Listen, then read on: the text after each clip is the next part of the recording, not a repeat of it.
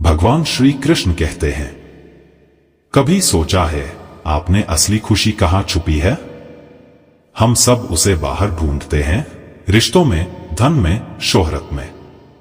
लेकिन फिर भी दिल खाली सा क्यों लगता है? कृष्ण कहते हैं, खुशी कोई बाहर की चीज नहीं, वह तो तुम्हारे अंदर है। जिस दिन तुम खुद को खुश रखना सीख लोगे, उस दिन कोई भी तुम्हें दुखी नहीं कर पाएगा। जीवन का सबसे बड़ा युद्ध बाहर नहीं, अपने ही मन से होता है। अगर मन कमजोर पड़ जाए तो सबसे बड़ी जीत भी अधूरी लगती है, और अगर मन मजबूत है तो सबसे बड़ी हार भी सीख बन जाती है। हम अक्सर कहते हैं, उसने मुझे दुख दिया, पर सच यह है कि दुख हमारी उम्मीदों से आता है। अगर हम हर हाल में खुद को संभालना सीख लें तो कोई हमें तोड़ नहीं सकता। खुशी का मतलब है जो मिला है उसमें संतोष रखना। ईश्वर ने जो दिया है वही हमारे लिए सही है, तो क्यों ना शिकायत छोड़कर धन्यवाद कहना शुरू करें।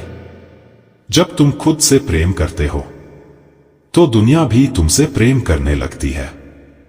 अगर तुम मुस्कुराओगे तो अंधेरे पल भी रोशन हो जाएंगे। कृष्ण कहते हैं, असली सुख उसी को मिलता है जो अपने भीतर आनंद खोज लेता है। जो बाहर की चीजों से उम्मीद रखता है वह हमेशा बेचैन रहता है। जीवन आसान नहीं होता, कभी पहाड़ जैसी मुश्किलें, कभी तूफान जैसी परेशानियां। लेकिन जो व्यक्ति कहता है मैं अपनी शांति नहीं खोऊंगा, वही सच्चा विजेता होता है। कर्म करते रहो, फल की चिंता मत करो, यही गीता का सार है। जब तुम आभार जताना सीखते हो तो जीवन अपने आप सुंदर लगने लगता है। पेड़ को देखो, वह फल खुद नहीं खाता पर सबको देता है। जो देता है वही सबसे ज्यादा संतुष्ट रहता है। अगर तुम अपने मन को जीत लोगे तो कोई भी परिस्थिति तुम्हें हिला नहीं पाएगी। असली खुशी भीतर की स्थिरता में है, बाहर की चीजों में नहीं। तो आज से तय करो, मैं अपनी खुशी किसी और पर निर्भर नहीं रखूंगा। मैं मुस्कुराऊंगा क्योंकि यह मेरा निर्णय है। मैं धन्यवाद दूंगा क्योंकि यह मेरा स्वभाव है। और मैं शांत रहूंगा क्योंकि यही मेरी शक्ति है। जब तुम अपने मन को जीत लेते हो तो जीवन अपने आप एक उत्सव बन जाता है। कृष्ण आपकी जिंदगी को शांति, प्रेम और आनंद से भर दे। मुस्कुराते रहिए क्योंकि यही असली भक्ति है। कृष्ण कहते हैं, जीवन की असली शक्ति तुम्हारे निर्णय में है। अगर तुमने ठान लिया कि मैं हर हाल में सकारात्मक रहूंगा, तो फिर कोई भी परिस्थिति तुम्हें हरा नहीं सकती। हमारा जीवन वैसा ही बनता है जैसी हमारी सोच होती है। अगर तुम शिकायत करोगे तो हर चीज में कमी दिखेगी, लेकिन अगर तुम आभार जताओगे तो वही दुनिया तुम्हें खूबसूरत लगने लगेगी। अक्सर हम दूसरों से तुलना करते हैं, दूसरों की सफलता देखकर खुद को छोटा महसूस करते हैं। पर कृष्ण कहते हैं, अपना धर्म करो, अपनी राह पर चलो, क्योंकि हर व्यक्ति का रास्ता अलग है, हर आत्मा का अनुभव अलग है। जब तुम दूसरों की जगह खुद से प्रतिस्पर्धा करने लगते हो तो जीवन में शांति भी आती है और प्रगति भी। कृष्ण यह भी सिखाते हैं, सेवा ही सबसे बड़ा सुख है।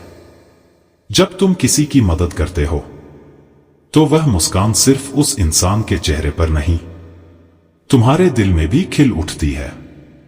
जो देता है वही सबसे संपन्न होता है, क्योंकि देने से हृदय खाली नहीं होता, वह और भर जाता है प्रेम से, प्रकाश से, आनंद से। और याद रखो, क्षमा सबसे बड़ी शक्ति है। जब तुम किसी को माफ करते हो तो तुम दूसरे को नहीं, अपने मन को आजाद करते हो। च्यू 5, 6, 7, 8, 8। क्योंकि द्वेष का बोझ हमेशा हमें ही झुकाता है। जो क्षमा करना सीख जाता है वह भीतर से हल्का हो जाता है, और हल्का मन ही सच्ची खुशी महसूस कर सकता है। जीवन में कठिनाइयां आना बुरा नहीं है, वे हमें गिराने नहीं बल्कि जगाने आती हैं। हर मुश्किल हमें यह याद दिलाती है हमारे भीतर अब भी बहुत शक्ति बाकी है। कृष्ण कहते हैं, जब हालात तुम्हारे खिलाफ हों तो समझो कि ईश्वर तुम्हें कुछ बड़ा सिखा रहा है, इसलिए भागो मत। हर चुनौती को एक अवसर की तरह स्वीकार करो। कभी कभी अकेलापन भी जरूरी होता है, क्योंकि जब तुम अकेले होते हो तब तुम अपने भीतर की आवाज सुन पाते हो।